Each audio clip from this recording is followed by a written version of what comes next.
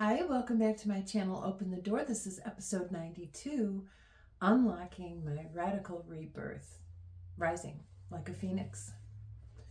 So, I was burned, broken, betrayed, these people thought, and left behind.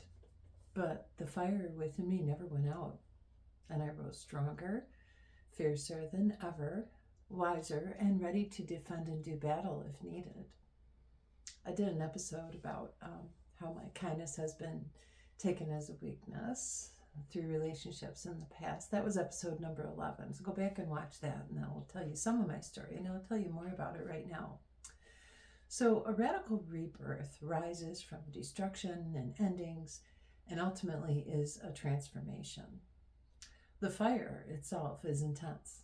It's often a painful experiences that force us to shed our old, outdated versions of ourselves. The phoenix symbolizes death, destruction, and rebirth, and it's found across cultures that represent transformation, overcoming adversity, and rising anew from destruction. This symbol of the phoenix rising comes from ancient mythology and cultures like Greek, Roman, and ancient Egypt. So in ancient Egypt, the phoenix was a symbol of renewal and immortality. In Greek mythology, it's considered a legend of this mystical bird that lived for over 500 years. And the Roman influence features the phoenix as a symbol on coins, representing the empire's resilience and a show of external strength and renewal. So this process of the radical rebirth comes through this complete transformation, and it happens on all these levels, spiritually, emotionally, and mentally. But first, you gotta step through the fire, and that's where there's a pain and loss that leads to a breakdown. There's always a fear of letting go and a resistance to burning away the old that's no longer needed. And these phoenix moments that arise are actually turning points where everything shifts drastically. It's not a gradual change, it's when things happen suddenly. And we're forced to let go and break down, but then we rise stronger. So life experiences that create this experience of the fire include these kind of things: heartbreak and loss, hitting rock bottom, going through a spiritual awakening, major life changes like loss or a death, or even our own ego death. So I'm going to tell you a little bit about my rise now, how I became this phoenix after being burned. So in several relationships in my life, I've been betrayed by people I considered very good friends. I'm just going to leave it at that. So I was deeply betrayed by people after I trusted them. And this pain that was caused by that forced me to set boundaries with people that, and sometimes eliminate from my life people who I didn't think that was ever going to happen. But it needed to happen for my own self-preservation, because through this betrayal, which was the fire, trust was broken. And as you probably know, trust is a hard thing to get back once it's been broken. But as I went through this process of refinement through the fire, my self-worth ultimately was increased, and I emerged stronger. I've acquired tremendous personal growth. I'm no longer naive with my kindness. I've set healthy boundaries with people in my life, and I protect my energy and the progress that I've made. So this trust that was consumed in the fire caused me to increase my self-worth and ultimately increase my value and my ethical standards, and emerge stronger and more courageous. So the ashes, that's the part that comes after the fire and before the rise of the phoenix.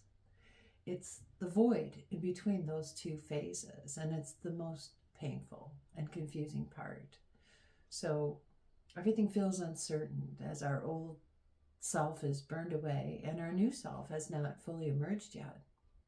There's feelings of nothingness and uncertainty and a grief for what was, a fear of what's to come.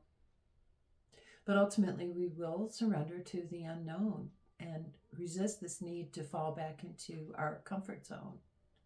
We do need to allow ourselves to grieve for what was and then surrender. And don't rush the process. Trust that you're in the process of a rebirth. So consider this phase of the ashes to be a sacred phase, a phase of transformation that is brewing beneath the surface and preparing us for this ultimate rise. Here's some tips on how to navigate this phase of being in the ashes. Surrender to the stillness. It's not about action, it's about being. And so ask yourself, what is this space trying to teach me? Number 2, to navigate the ashes phase is let yourself grieve. Whether it's lost dreams, relationships, or an old identity, mourning is necessary.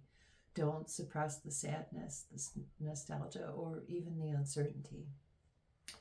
Find meaning in this breakdown that's occurring. Reflect on why the fire happened, and then ask what lesson is found within that destruction. Number 4, to navigate the ashes phase is protect your energy. Do that through solitude, spending time in nature, and meditation. Avoid this urge to want to just move on and skip this part, because this is probably the most important part of the process. You have to go through it to come out the other side. Number 5, start rebuilding slowly. Experiment with new perspectives, routines, and passions, and take small steps towards what feels right and beneficial for you. So to close out this episode, I'm going to provide you with some journal prompts to help you through, if you are, whether you've gone through the fire and you're in the ashes phase, or you haven't had any major life events that have triggered this yet. You most likely will go through the fire at some point. So here's some journal prompts for you. Number 1, what parts of my old self are being burned away? Number 2, what am I grieving?